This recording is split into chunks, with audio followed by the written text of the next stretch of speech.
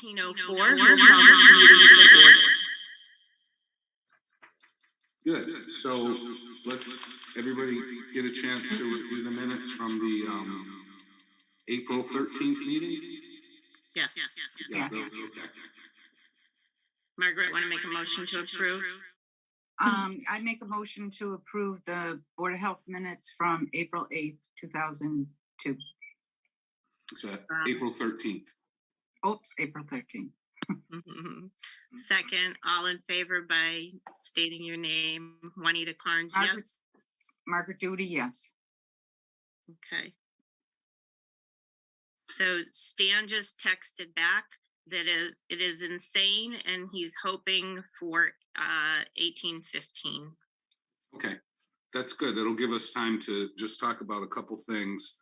Cheryl is on the line because we never know. I don't know if the meeting's being televised, so she's on the phone. And one thing to Cheryl is, I just wanted to say we had set up the Board of Health meetings via Zoom with the city clerk and set that aside up until now. So Cheryl, if you could please coordinate with them to make sure that if we choose to proceed with Zoom, that we have a time slot set up with the clerk's office for second Wednesday at 6 o'clock. So I just wanted to say that. Okay, thanks. Oh, you're on the phone. I'm on the phone, yes. Oh, yeah. I'm here. Good. All right. Hello, Cheryl. Hi. Hi. So the other thing I wanted to talk about real quick was the budget. I mean, here we are in June, it's the end of the fiscal year. We're all going crazy. Everybody's just trying to get their budget through the mayor, and well, it's already gone through the mayor and the city council. So we actually have a budget hearing scheduled for tomorrow night at 5:30. And we're going to go through the health budget and the landfill budget. Just one thing I wanted to mention in case you look at it and are miffed of, if you keep track, I know, Margaret, you'll remember from years ago that we had the landfill and we had the health department. What we did this year is we moved a lot of money out of the quote unquote landfill, which is actually the transfer station. And we put anything that was specifically health related into the health department. So as you know, there's two separate parcels up there. There's the landfill, which the Westfield Health Department will always have to own because of the cap landfill and the gas monitoring and environmental sampling that we have to do up there. Then there's the transfer station with it, which is a separate parcel, and that we still own and operate, and health department's in charge of the transfer station.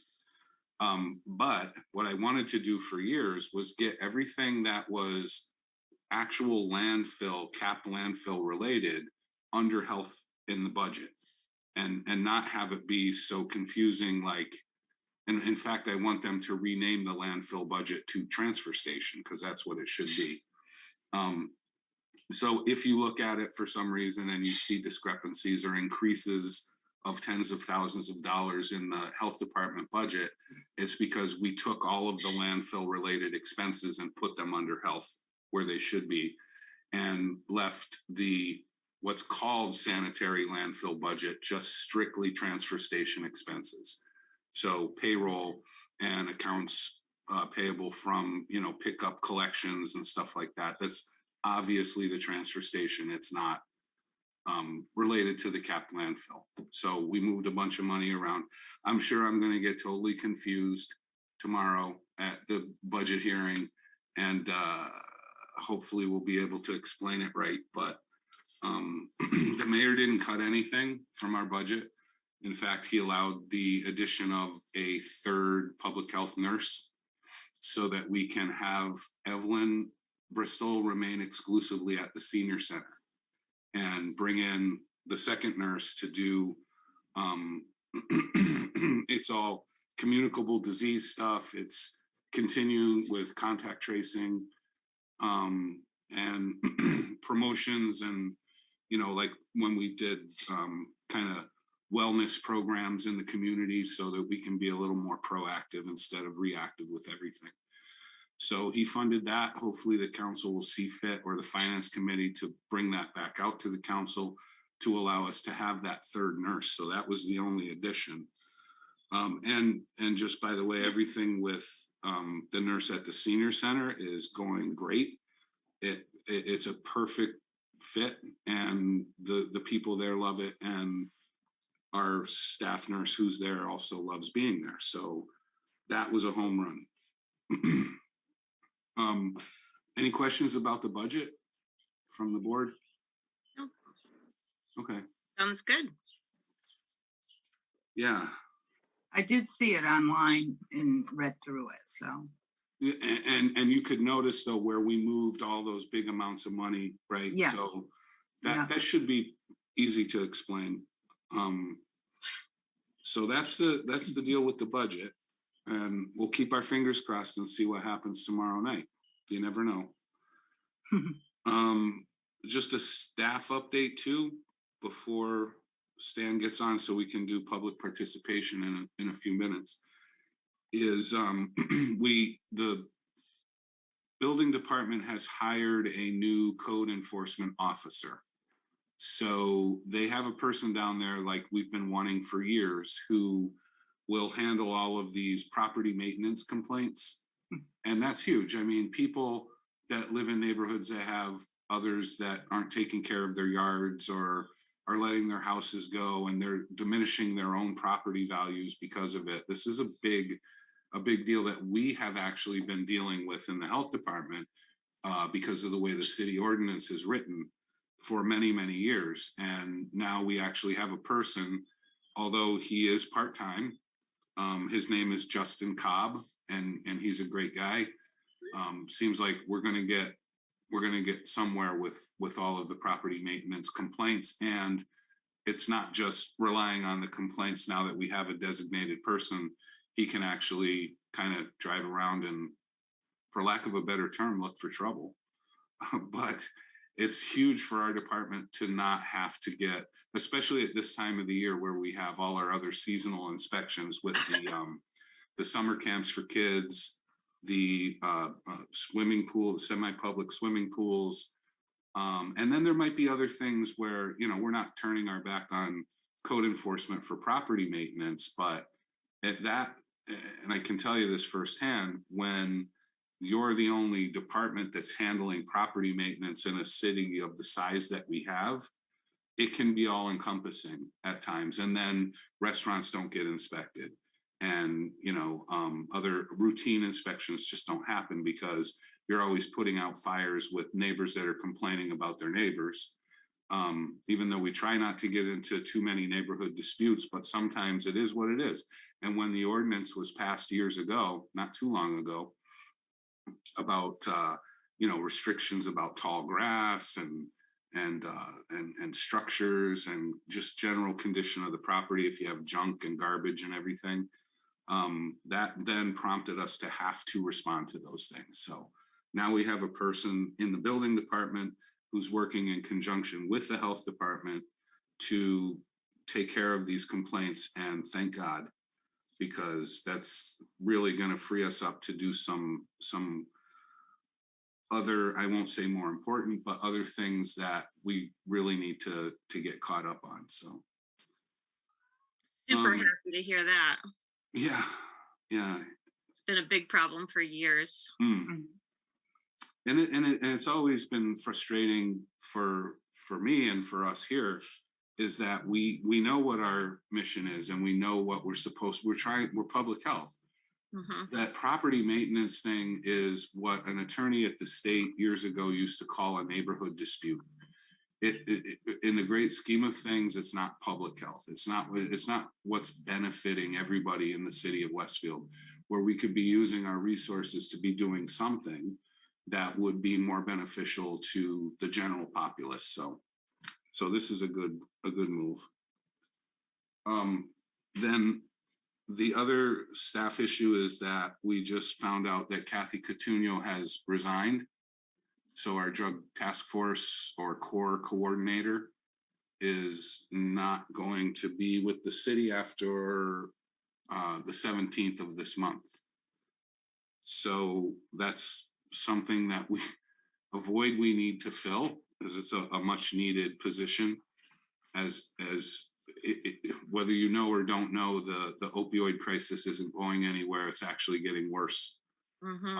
And so the mayor is fully on board with funding a position.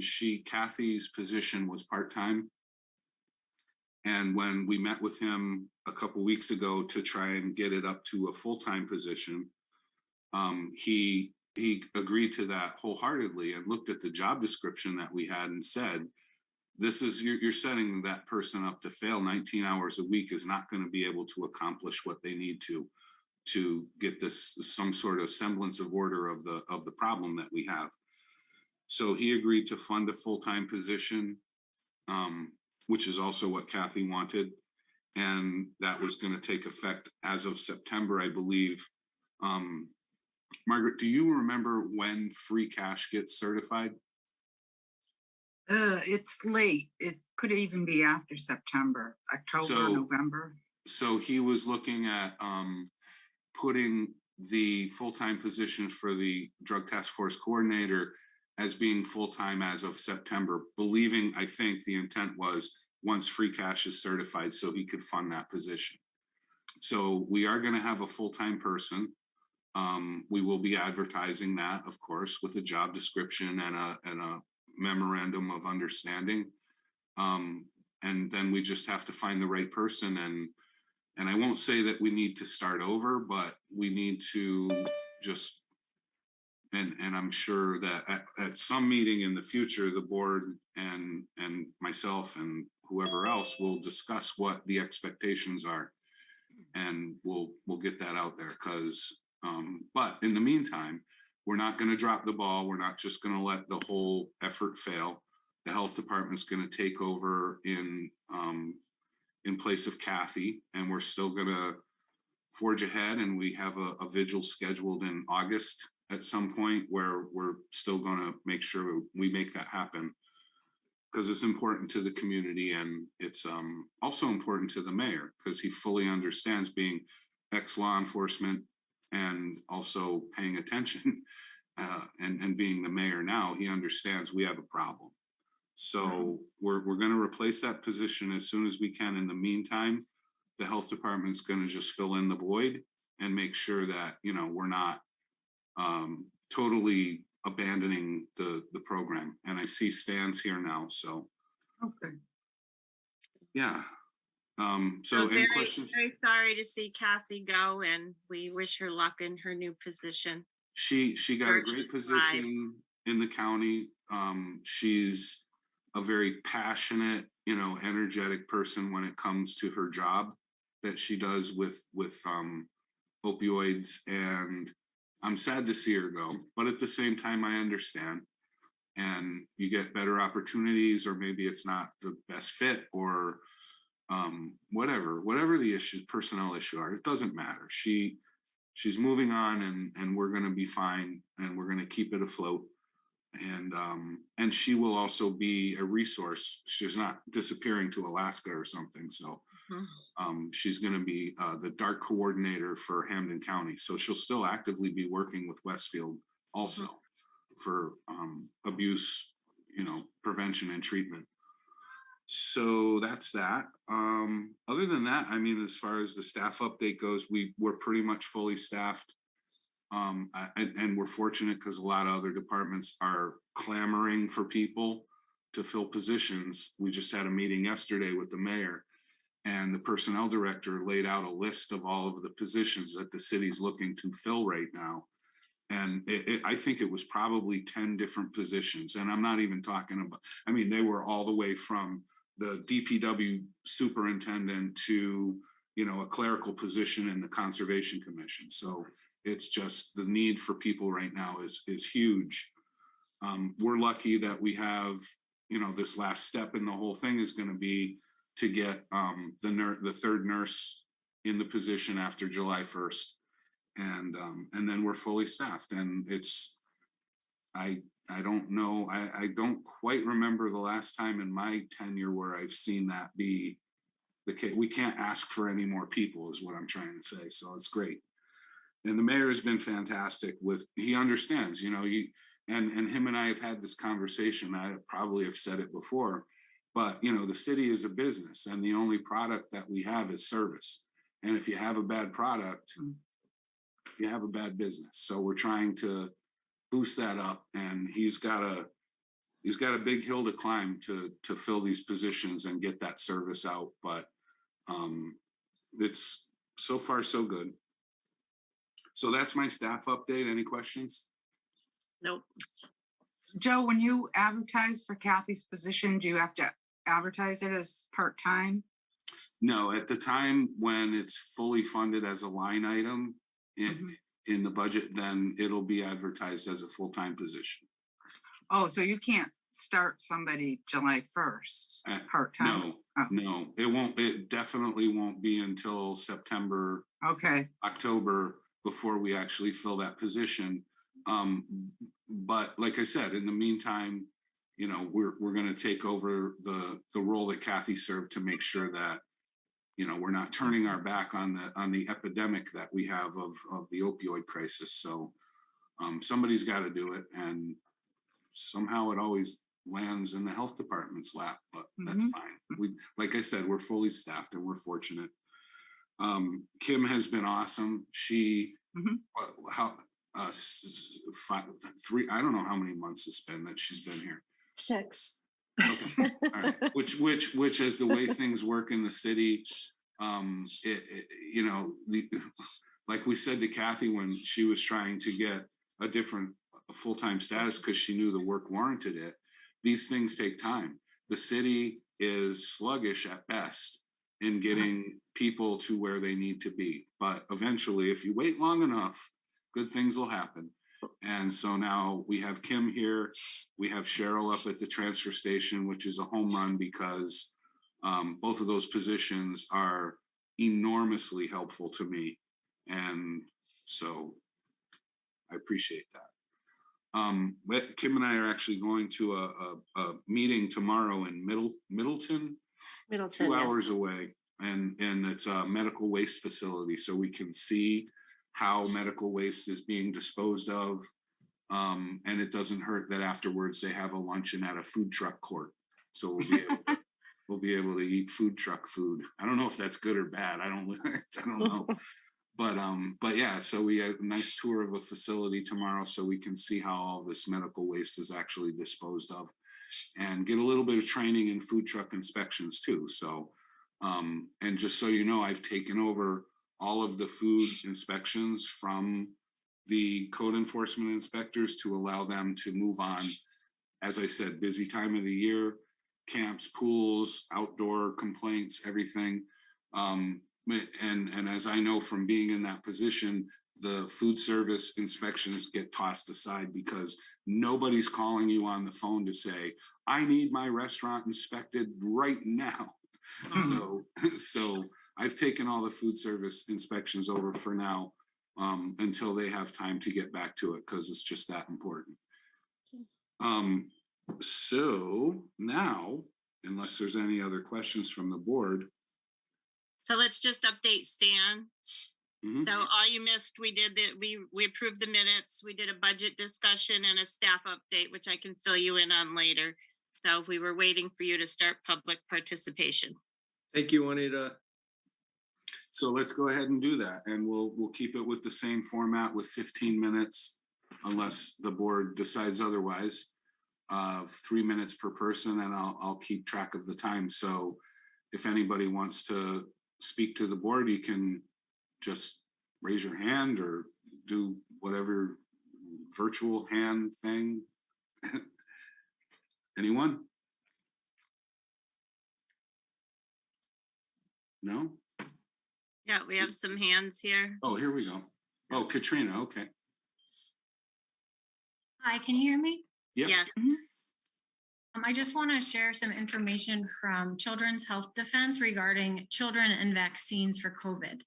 Children under 18 with no comorbidities have virtually no risk of death. They have a 99.995% recovery rate, and the vast majority of children have minimal symptoms. A study published in Nature described how children between 3 and 11 years of age mount effective, robust, and sustained immune responses to COVID. The CDC's own data show that at least 75.2% of children ages 0 to 11 years and 74.2% of adolescents ages 12 to 17 years already have superior natural immunity. There is no clinically significant health benefit from the mRNA vaccines. Moderna's own press release from March 23, 2022 acknowledges that the absence of any severe disease, hospitalization, or death in the currently ongoing KidCove study precludes or makes impossible the assessment of vaccine efficacy against these endpoints. Preliminary data showed the shots were only about 44% effective at preventing symptomatic infection in children 6 months to 2 years old and 37% effective in children ages 2 to 5, both below the 50% level that regulators had generally called the minimal level for EUA approval in 2020. In New York, officials observed that Pfizer's efficacy against Omicron plummeted from 68% to 12% after 7 weeks in children ages 5 to 11. Injuries from COVID shots in children are catastrophic. Vaccinated children face a substantial risk of myocarditis. Moderna's EUA application, originally filed in June of 2021, has already been held up because of a clear safety signal for myocarditis, which has already prompted a number of European countries to prohibit its use in young people.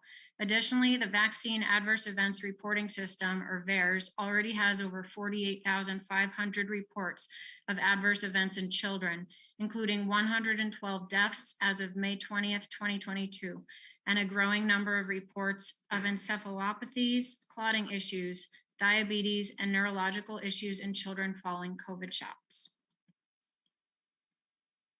Thank you. Thank you. Thank you. And under time too, so kudos. Jessica? All right. Last Wednesday, I called you, Joe. You have previously stated that talking on the phone was a better mode of communication than being a keyboard warrior by sending emails, but you never called me back. I wanted to discuss the acceptance of the $70,604 funding from the Commonwealth of Mass DPH for efforts to enhance the COVID-19 public response that was on the agenda for City Council last week. First, you and the CDC called COVID an endemic and that it would be around kind of like the flu every year. We do not proactively look for the flu. We do not constantly test for the flu. And when we do this, testing is done through the patient's healthcare provider's office. On our phone call a few months ago, you weren't even sure if you were going to use these funds. I laid out the facts that if we keep testing and keep looking for a positive, then that's what we're going to get. There is too much money, taxpayer money, I'll add, to be made with positives, and the resulting additional stream of income these hospitals are receiving is nothing that they're going to let go of anytime soon. I specifically quoted the billions of dollars just made in the first 6 months of the pandemic from the two main hospitals that these board members represent. And data can be found on the CDC website.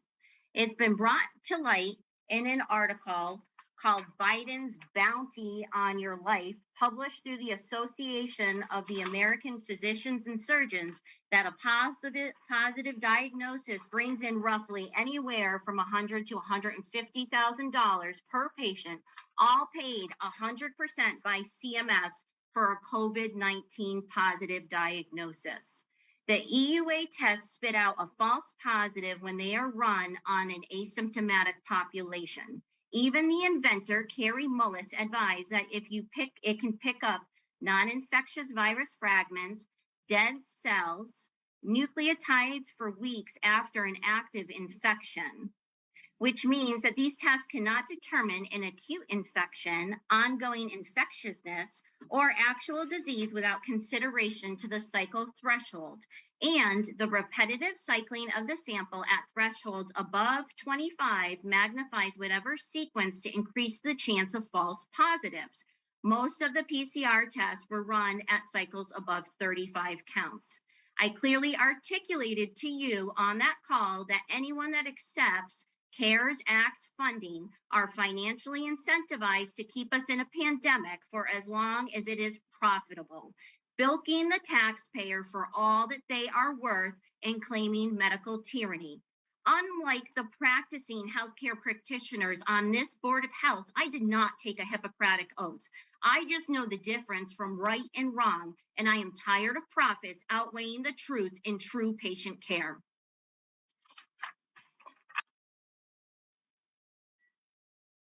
All right. Thank you. Anybody else that wishes to address the board? Seeing none. We'll move on to, and thank you for that input.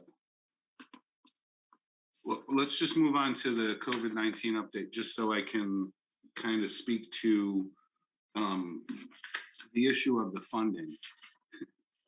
It's interesting. We did not apply for a grant. We received a disbursement from the Department of Public Health through the Mass Health Officers Association for that $70,600.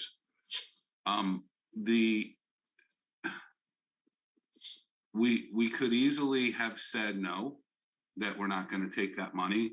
And I think there was a round of money before that that was more of a dangling carrot than this, where we actually had to request to have funding to use for whatever it was, but I can't remember. I'd have to go back and look at it. This is different.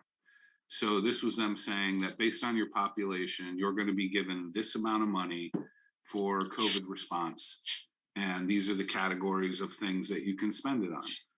So I, until today, literally did not know what we were going to spend the money on. So I had no answer to that question.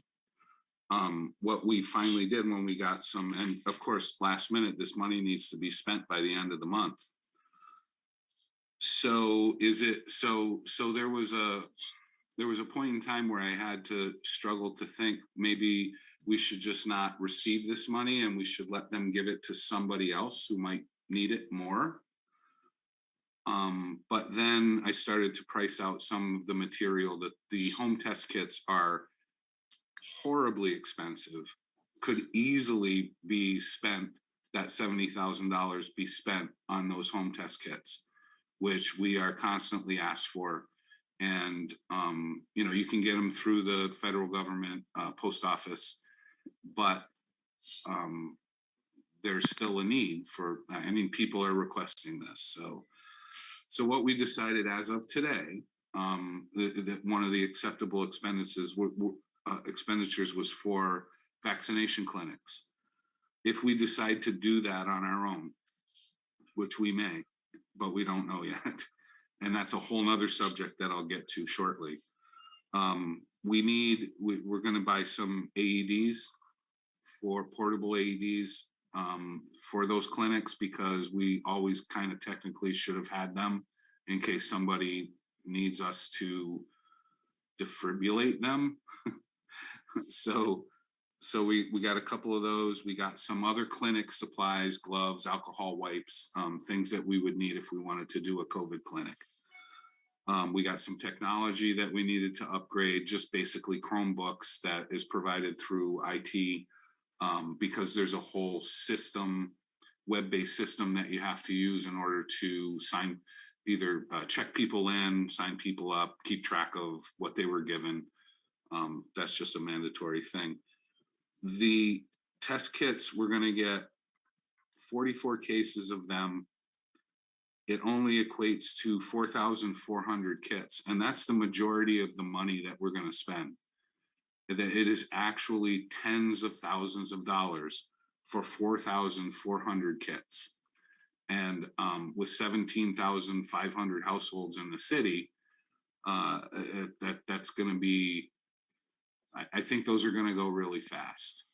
So the other thing is that I got another email from the state saying that based on population, and this is separate from this funding, that we were going to be receiving somewhere upwards of 7,000 home test kits to disperse out to residents at no cost to us, all I have to do is submit a brief survey to say we are interested in receiving these home test kits. And so at the end of the day, hopefully within a couple weeks, we're going to have, over 10,000 test kits to hand out to people. I don't know how we're going to do that because again, this is all very last minute, typical like everything else. But so we'll have around 10,000 test kits to give out to people. And we'll figure out how to do that. The schools actually still do have test kits. They haven't recently been sending them home with students. I guess there was some sort of logistic issue, but they actually have a surplus of test kits for the school department. Maybe they plan on handing them out next year if need be. I don't know. But in the meantime, the health department has been given the opportunity at no expense to the city to obtain a good supply of test kits and be prepared for if we need to do a clinic of any kind, whether it's a COVID clinic or something in the future, to have that technology and the supplies to be able to do a mass vaccination. So one of the things that's the problem, and I'll talk about other than the money thing, our cases and percentages of vaccination. So we actually went up 1% since the last time we met, and we have 62% of people in Westfield that are fully vaccinated. And that doesn't mean fully vaccinated with a booster. I mean, a booster would mean if you have your boosters, you're up to date. Fully vaccinated means you've had that series of the first two. So that's what we look at. Here's the problem. When people talk about why is Westfield's vaccination percentage is so bad, and we look at all of the numbers, I mean, we want to be at least 70% for that herd immunity, but we have a problem with the younger age groups of people. So when we look at the vaccination percentages for the 16 to 29-year-olds, they're the ones that are really driving. They're the lowest percentage of people who are fully vaccinated. And that's a fact, statement of fact. So if we want to get our vaccination percentage up, we have to somehow figure out how to get that population vaccinated. And like I said, it was the 16 to 29-year-olds. Once you get to 30-year-olds and up, the vaccination percentage is at 70% and higher the older you are. So 30 to 49 is 70%, 50 to 64 is 75%, 65 to 74 is 87%, 75 plus is 94%. 16 to 19-year-olds is 40%. 20 to 29-year-olds is 44%. Those are our two lowest categories. So when people think about, having a vaccination clinic, I guess we think by default of what our flu clinics are like, and we draw seniors. But that's just the people that show up. But now we're in a whole different boat. And this is so in between flu clinics and H1N1 clinics, where H1N1 were exclusively small children, school age. Now we're right in the middle of that, where we have to figure out if we want to increase our fully vaccination percentage in the city, how are we going to reach the 16 to 29-year-olds? And specifically the 16 to 19-year-olds. Those are the 40% lowest fully vaccinated population. So I don't perceive there to be a problem. Certainly at 50 and older, our percentages are fantastic. They're absolutely perfect, probably above the state average. But that younger population is really what's driving our overall percentage down. So what do? And this is what we're trying to figure out now. One of the things that we can do with that money that we got from the state for COVID related efforts is to have some sort of incentives. So what do we want to do with that, you know, to entice a 19-year-old to come out and get a vaccine at some sort of a clinic that we host or we contract out with? What's going to make them, what and when is going to make them come out and get vaccinated? So I think there's a little more work to be done in that realm, in the sense that I'm not going to pretend to know that. I think we need to reach out a little bit more to that target population and find out exactly what it is. And I don't care about what the resistance is. I think I care more about, you know, what can we do to raise that percentage from 40% to 60% even. I mean, do we have to, I don't know. I don't know. So all of this information we're still working on. One of the things that we get criticized with all the time from the public is that we're not having vaccination clinics. Well, the people that criticize that for us are not the target population of people that we need to vaccinate. So that's the problem. You know, they just see the health department's not out having vaccination clinics in the parking lot of City Hall, and that's why our vaccination rates are so low. Well, I guarantee you, if we have a vaccination clinic during the day in the parking lot of City Hall, I will bet you $100 you're not going to find a 19-year-old in that whole line of people waiting to get a shot. So we need to figure out what else to do. So because we're not ready yet to just settle on the 62% vaccination rate. So any questions on that? Joe, is there any way the school department could help in promoting, you know, they've got those students captured in schools, 16 to 19. If there's any way they could do promotions and help. Yeah, I mean, I guess that would be ideal, except we're like 2 weeks away from the end of school. So Yeah. So that's a problem. I mean, we'll keep track of this. I don't really know how to explain if you use the lowest percentage of fully vaccinated category of being 16 to 19. I don't really know how to explain why a 17-year-old either has opted out of getting the vaccine or has been told not to. I don't really understand what the disconnect is there. I mean, is it a parental thing? Is it a personal choice thing? I don't know. So that's our job. I mean, we got to try and boost that vaccination rate up, whether you agree or disagree. That's what we're here for. So on the next topic, I think that's actually it that I have for COVID related updates. The funding, the vaccination rate, the efforts that we're gonna institute, and test kits that we're getting in. So any questions from the board? No, We're good? good. All right. Thank you. The next thing is for Inspectional Services. So I was actually approached by the school department. They're having their summer lunch program, and the director of that program does not feel comfortable with doing regular lunch service in a congregate setting. So she asked me if I would advocate for a grab and go like they've had for the last couple of years, grab and go program. So it isn't, kids that need to have these lunches provided to them are not being provided and then consuming the lunches in a congregate setting.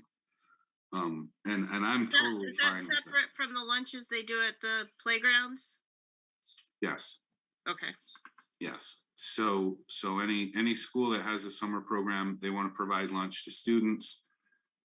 They don't want to have those students in a congregate setting like they do during the school year, where they're in the cafeteria and they're eating. Mhm. They feel like it maybe would be safer if they could just go ahead and do the grab and go.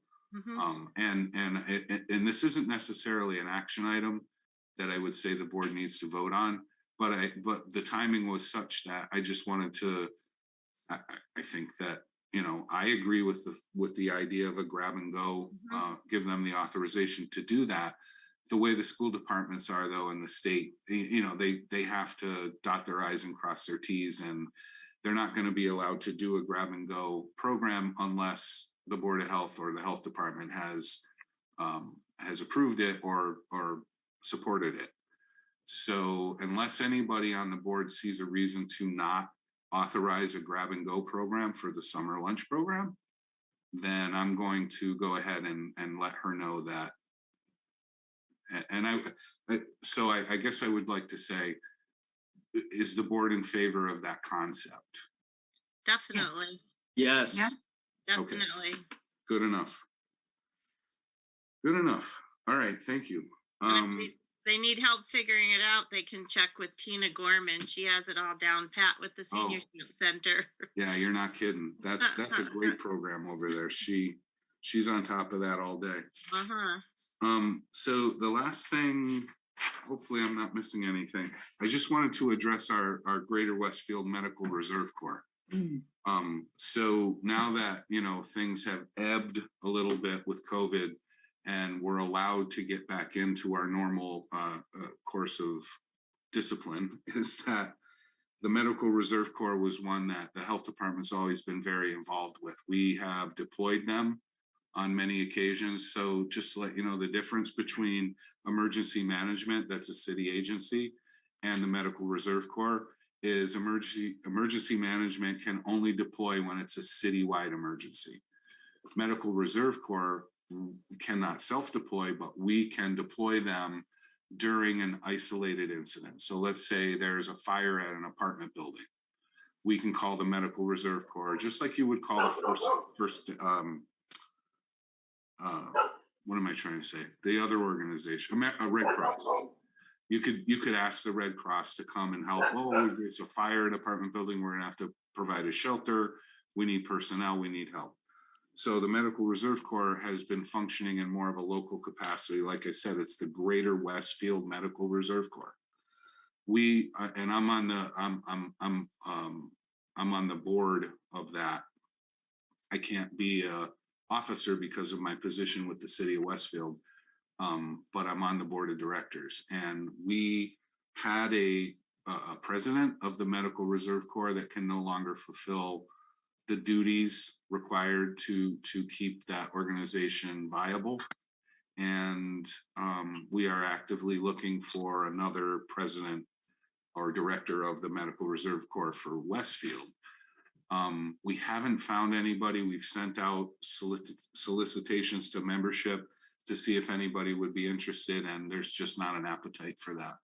So just to let the board know, this is a big deal for the city of Westfield. If we don't have a viable Medical Reserve Corps to serve our population, we have to solely require on the Red Cross, and they are regional. They're not specific to Westfield. So we may or may not get their cooperation at any given time, depending on what's going on. So I'm going to put out, there's a whole bunch of other Medical Reserve Corps in Hampden County. I'm going to put out a posting to those other organizations to see if we can solicit somebody to be the director of the MRC here. But if not, it's just going to fall apart. It's just going to be gone. And then we're not going to have those people to help us out in the event of an emergency. So we're trying to make that not happen. Is that strictly volunteer? Volunteer for the members of the Medical Reserve Corps. I believe it's a compensated position for the administrative part. So for the director, and there might be another, I don't know, secretary or treasurer or something like that. But for the membership that would, the bulk of the people that belong. Oh, there's Steve. Yeah, I'm sitting in, Joe. I'm listening. You want to speak to that, Steve? I can. It is all volunteer. There is no pay for the director or any of the other officials. We all do it for all those zeros. I know we decided at the board meeting, we did just partner with Hoyle Community College's nursing program. So yeah, we really need a director because now we've got quite a few of these nursing students that are willing to join and be part of the Westfield MRC. So we really do just need somebody to be at that helm that can do the reports and everything else. And if we can find that, the MRC will stay alive, and we do keep recruiting. So Steve Malaclev is our emergency management director for the city of Westfield. He's also on the board with the MRC with myself. He can't function as the director of the MRC, as I understand, because of the affiliation with the employment with the city of Westfield. correct. Otherwise, he would be a no-brainer, slam dunk, perfect person for that job. And that, by the way, is something I'm still working on because I can't believe that wouldn't be allowed. But that's a whole nother legal issue. Anyway, so we are actively looking for somebody to fulfill that role. If you know anyone that would be interested, has any experience, it's a very rewarding yet challenging position to have.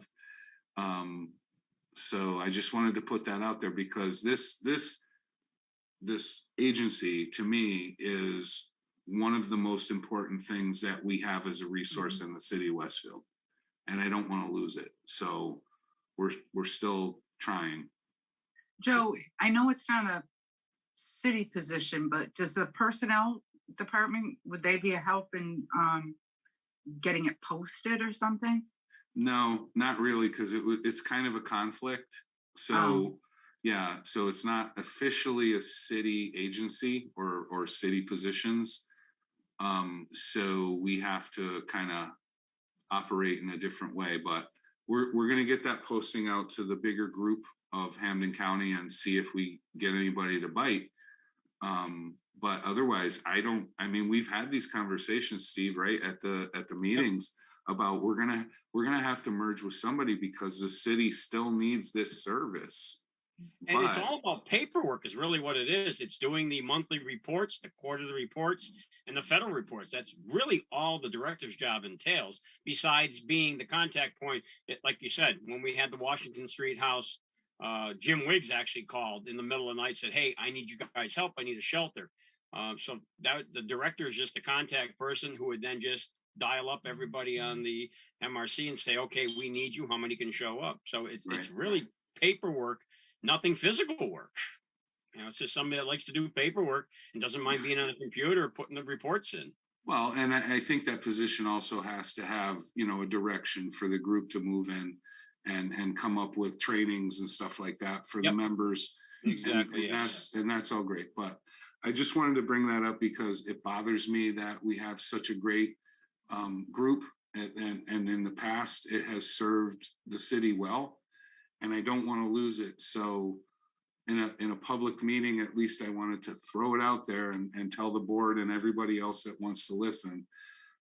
We need a director for the Medical Reserve Corps of Greater Westfield. So the would it be director is possible- go ahead. I just was going to say, is it possible you could send us the qualifications just in case any of three of us sure. know somebody Yeah, that would fit? I will. Yep. So the director position doesn't involve the training and organizing and all of that. It's just paperwork mostly and the phone calls. I think, yeah. It's kind of organizing, yes. I mean, organizing events like the MRC is usually at the fireworks. We set up some medical tents there for people that may get burns, and we have done this in the past. People that get overheated, we've dealt with that in the past. So it'd be coordinating, saying, okay, I need staffing at 3 medical tents. I'd like to have, 2 EMTs or maybe a paramedic or, depending on qualifications. So it's a little bit of organization. We do the half marathon for the boys club. We do the Fast 5 for Westfield. And again, it's just getting staffing to be at 3 different locations along the route to be there in case somebody was injured. But the rest is just filing the reports with the state and the federal government saying, okay, this is what we did for the first quarter from January to March. We did the Gordy's first run. You tell how many people, attended, what you did, communications, medical, and so forth. And then your second quarter, what you did. That's the majority of the director's job. It really is. And I will say the MRC was wonderful during the H1N1 clinics. They were there at every single one. And I can say, Joe, I think you would agree, we couldn't have done it without them. No, there's no way we could have done it without them. We had to do, we wound up actually operating a medical shelter. So the people that came to Juniper Park School were ones that needed more than just shelter. They needed medical attention. So we had the MRC people, there was EMTs all over the place, and people that needed to go back in their homes and get medication, they were assisted. And it was, no, you're absolutely right, Margaret. We couldn't have done it without them.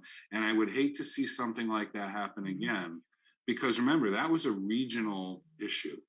So even though emergency management was able to get involved with that, everybody was spread so thin, including the Red Cross. We couldn't get the Red Cross out to Westfield if we tried. They're covering other places, Springfield, Chicopee, whatever it is. Westfield's the last thing on their list. If the MRC wasn't there for that, I don't even know what would have happened, especially for the people that were out of power for the 5 days, right, Steve? I mean, there was people out of power that didn't have electricity 5 days, that needed medical assistance. Yep, 2 weeks we were in that shelter up at the Juniper Park. Yep. Right. Yeah. So that's why I say, nobody, especially anybody on the board, wants to turn their back on this thing and merge with someone else, because it's not going to be a good service for the city. It's a disservice. So we're trying to keep this alive. Again, I won't keep going on, but if you know of anyone, have them call me. We can talk about, having someone fulfill that role, and they have to have that passion for it. It's really, I mean, Steve is great. I'm thankful that he's the EMD now. And although it's bittersweet, because if he were an MRC, he'd be taken over. Well, I did until I got hired by the city. Yeah, Right, I was the director there for a while, and then you kind of pushed that job my way because you and Nina wanted out. Not necessarily. And I met the qualifications. So yeah, once I did that, they told me it was a conflict. I agree with you, Joe. I don't see how yourself or myself would activate the MRC depending on the situation. So I agree with you. It's legalities, but I don't see a conflict. Yeah, that's still a conversation that we're having now. So I'll keep you posted. But any questions from the board about the MRC? I'm curious, Steve, does the MRC still have that vehicle that Ed Mello put together back in like the aughts? We still have the disaster food trailer. We still use it. That's how the MRC stays alive. We go to all the events and sell food, and that money goes into to keep that program going. So, All right. So we're not giving up yet. no, far from it. All right. So I don't have anything else. I think we covered everything, unless I'm wrong, but looks like I've checked off all my boxes. If anyone wants to make a motion to adjourn, Okay. Margaret, Stan, do you have anything else before we adjourn? No, Good, thanks, Juanita. All I'll make a right. motion to adjourn tonight's meeting. Second, all in favor? Aye. This meeting is Yes. adjourned at 18:58. Thanks, everybody.